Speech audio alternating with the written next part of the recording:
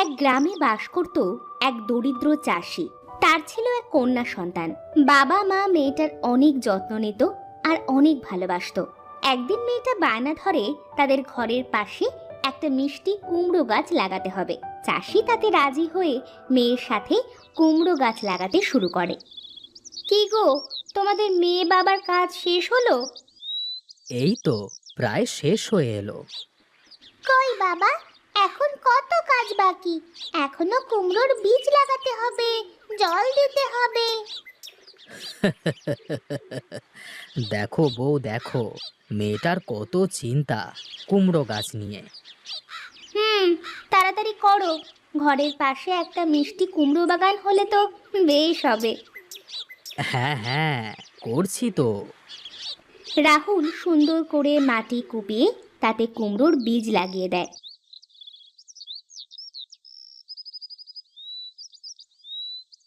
তারপর ছুটকি তাতে জল দেয়। এবার কাজ শেষ হলো। ও মা, চলো ঘরে চলো, বাবার যে খুব ক্ষুধা লেগেছে। হ্যাঁ হ্যাঁ, ওগো চলো চলো, ঘরে গিয়ে কিছু খেয়ে নাও তো।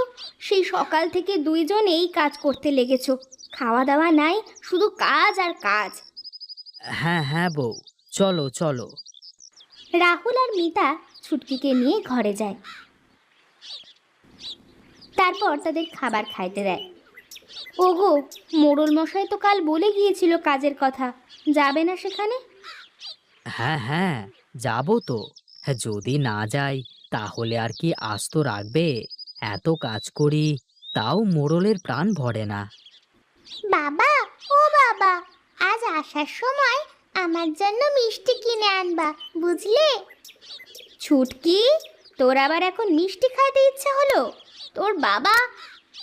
আহ, থামো। মেয়ে আমার মিষ্টি খেতে চেয়েছে, আমি আনবো। তুমি এত কথা বলছো কেন? আমার লক্ষ্মী বাবা। রাহুল খাওয়া শেষ করে উঠে দাঁড়ায়। বউ, আমি চললাম গো। তুমি ছুটকির দিকে খেয়াল রেখো। আচ্ছা, সাবধানে যেও। রাহুল মোড়লের বাড়িতে কাজে চলে যায়।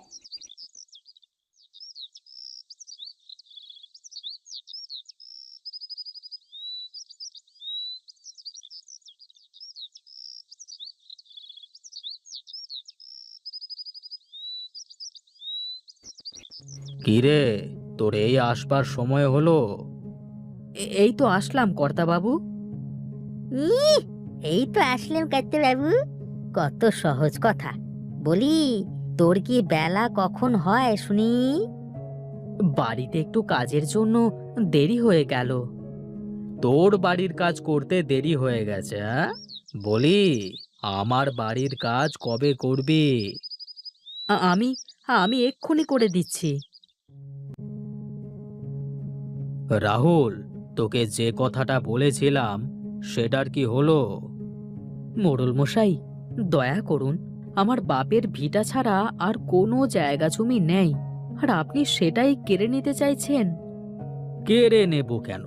তোকে ভালো দাম দিয়ে কিনে নেব, ভেবে দেখ। আর তুই যদি ভালোই ভালোই না দিস তাহলে...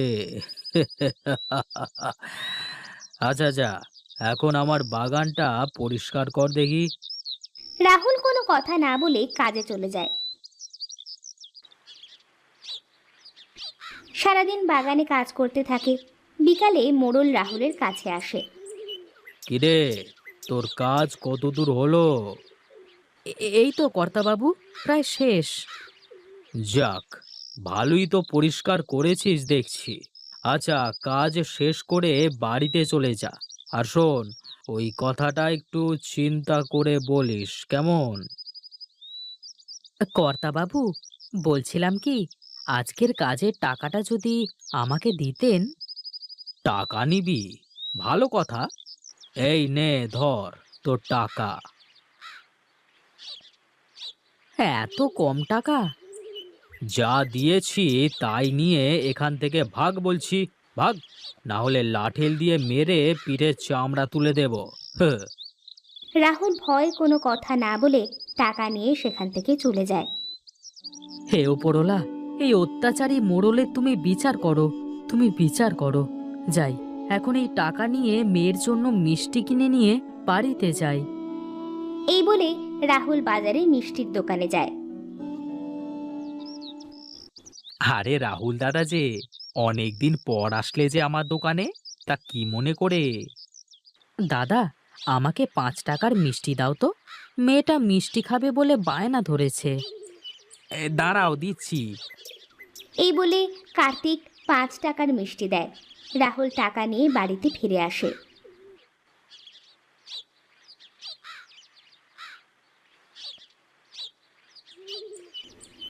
ওগো, আসলে? হ্যাঁ, তা আমার মেয়েটাকে তো দেখছি না। তোমার মেয়ে আর কোথায় থাকবে, দেখো কুমড়ো গাছের পাশে গিয়ে বসে আছে। বাবা, দাও, আমার মিষ্টি দাও। এই নে মা, তোর জন্য মিষ্টি নিয়ে এসেছি। ছুটকি মিষ্টি নিয়ে ঘরে চলে যায়। সন্ধ্যা লেগে যায়। রাতে রাহুল আর মিতা ঘরে বসে কথা বলছিল। এত চিন্তা করো না, ওপরওয়ালা ঠিক একটা উপায় বের করে দিবে। হ্যাঁ গো, ওপরওয়ালাকে ডাকা ছাড়া আর কোনো উপায় দেখতে পাচ্ছি না। এখন ঘুমিয়ে পড়ো তো, যখন ওপরওয়ালা বিপদ দেবে দেখবে সেই রক্ষা করবে। হ্যাঁ গো, হ্যাঁ। এইভাবে দেখতে দেখতে অনেক দিন পার হয়ে যায়। ছুটকির কুমড়ো গাছ বড় হয়ে যায়, তাতে কুমড়োর ফুলও ফোটে আর একটা সুন্দর কুমড়ো ধরে। তা দেখে ছুটকি অনেক খুশি হয়। কি মজা, কি মজা, আমার গাছে কুমড়ো ধরেছে। হ্যাঁ রে মা, হ্যাঁ। দেখো বাবা, দেখো আরো কত ফুল ফুটেছে। আচ্ছা মা, তুই তাহলে থাক, আমি কাজে বের হলাম। আচ্ছা বাবা। রাহুল কাজে চলে যায়। এমন সময় সেখানে একটা ভিক্ষুক আসে। আমাকে কিছু সাহায্য করবে দাদু ভাই? সাহায্য? হ্যাঁ বলুন, আপনাকে কিভাবে সাহায্য করতে পারি? তোমার গাছের ওই কুমড়ো আমাকে দেবে দাদু ভাই? আপনাকে দেখে তো মনে হচ্ছে আপনি অনেক ক্ষুধার্ত। দাঁড়ান, আপনার জন্য আমি ভাত নিয়ে আসছি। ভাত খেয়ে তারপর কুমড়ো নিয়ে যাবেন। ছুটকি এই বলে ঘরের মধ্যে যায়। তারপর ভাত আর তরকারি নিয়ে এসে ভিক্ষুককে খেতে দেয়।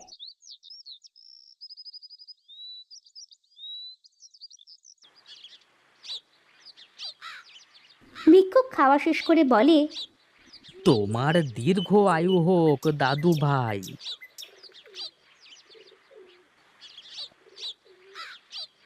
ছুটকি গিয়ে তাদের কুমড়োটা তুলে নিয়ে সে ভিক্ষুককে দেয়, আর তা নিয়ে ভিক্ষুক চলে যায়। তখন সেখানে মিতা আসে। প্রথম ধরা কুমড়োটা দিয়ে দিলি মা? হ্যাঁ মা, প্রথম ধরা কুমড়োটা আমি একজন অসহায় মানুষকে দিয়েছি। দেখো মা, আমাদের গাছে অনেক ফুল ধরেছে, আবারও কুমড়ো ধরবে। আচ্ছা মা, চল ঘরে চল। মিতা আর ছুটকি ঘরের মধ্যে চলে যায়। এইদিকে মোড়ল রাহুলকে বলে, রাহুল, কাজটা তুই ভালো করলি না। তোকে অনেক সময় দিয়েছি, কিন্তু আমার কোনো কথাই তুই শুনলি না। আমার পক্ষে আপনার দেওয়া প্রস্তাব মানা সম্ভব নয় কর্তাবাবু। কি? তুই আমার মুখের উপর এত বড় কথা বলিস? দাঁড়া, আমিও দেখছি তুই এই গ্রামে কিভাবে থাকিস। আর না, আমি আপনাকে দেখে আর ভয় পাচ্ছি না। অনেক হয়েছে, আপনার যা খুশি আপনি করুন। এই বলে রাহুল সেখান থেকে চলে যায়। মোড়ল রাগে ফুলতে থাকে। নায়েব, এই নায়েব! মোড়লের চিৎকার শুনে সেখানে নায়েব ছুটে আসে। হ্যাঁ কর্তাবাবু, বলুন। কোথায় থাকিস তুই?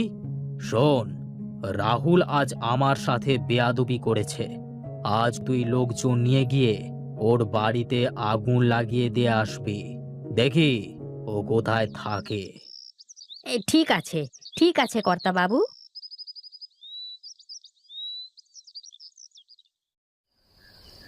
সেদিন রাতে নায়েব কিছু লোক সাথে করে রাহুলের বাড়িতে যায়। আর রাহুলের ঘরে আগুন লাগিয়ে দেয়। এই চল চল, এখন আমরা কেটে পড়ি। এই বলে নায়েব লোকজন নিয়ে সেখান থেকে চলে যায়।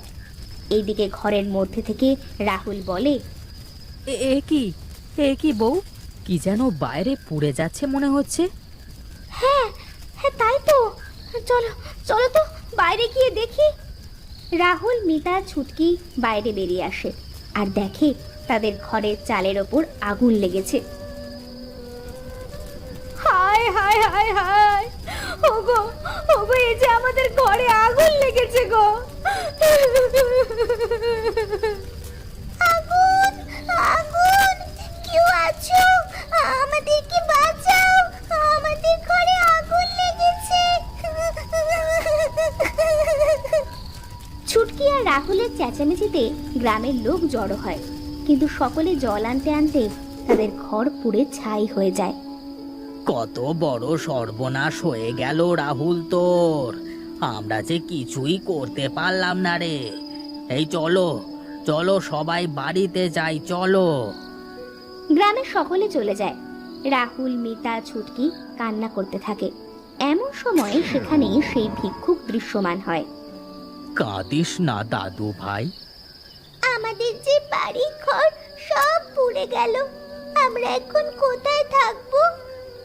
চিন্তা করো না দাদু ভাই, দাঁড়াও, আমি এখনই তোমাদের জন্য একটা ঘর বানিয়ে দিচ্ছি। এই বলে ভিক্ষুক একটা সোনালী কুমড়ার বাড়ি বানিয়ে দিল। কি দেখছি, এই যে কুমড়োর ঘর। হ্যাঁ, আজ থেকে তোমরা সবাই এই বাড়িতেই থাকবে। কিন্তু কিন্তু এটা দেখে তো মনে হচ্ছে সোনালী কুমড়োর বাড়ি। যদি চোর এসে এই কুমড়ো কেটে নিয়ে যায়? চিন্তা করো না, এই বাড়ি কেউ ছুঁতে পারবে না।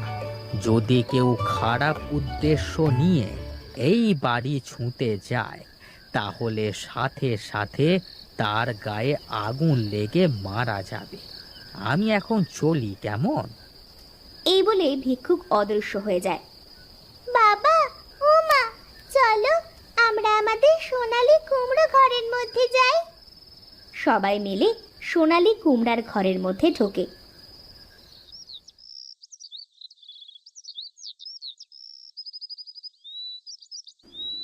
পরের দিন গ্রামের সকলে সোনালী কুমড়োর বাড়ি দেখতে ভিড় জমায়। এমন সময় সেখানে মোড়ল আসে।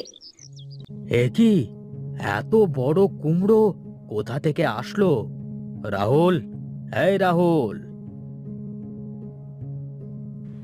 এ কি মোড়ল মশাই, আপনি এখানে? এত সোনা তুই কোথা থেকে পেলি যে একটা সোনালী কুমড়োর বাড়ি বানিয়ে ফেললি? তা আপনাকে কেন বলতে যাব আমি? এই সব সোনা আমার, আমি এই সব সোনা নিয়ে যাব। তুই আমার বাড়ি থেকে চুরি করেছিস। এইসব সোনা যদি আপনারই হয় তাহলে নিয়ে যান। ছুটকির কথা শুনে মোড়ল যেই ঘরে হাত দেয়, সাথে সাথে আগুন ধরে মারা যায়। হা, ওরে ওরে বাবারে, আমাকে আমাকে কেউ বাঁচাও, বাঁচাও, ওরে বাবারে। ঠিক হয়েছে, অত্যাচারী মোড়লের উচিত শিক্ষা হয়েছে। অত্যাচারী মোড়লের এমন দশা দেখে সবাই অনেক খুশি হয়। এরপর থেকে রাহুল, মিতা আর ছুটকি সোনালী কুমড়ার বাড়িতে সুখে শান্তিতে বসবাস করতে শুরু করলো।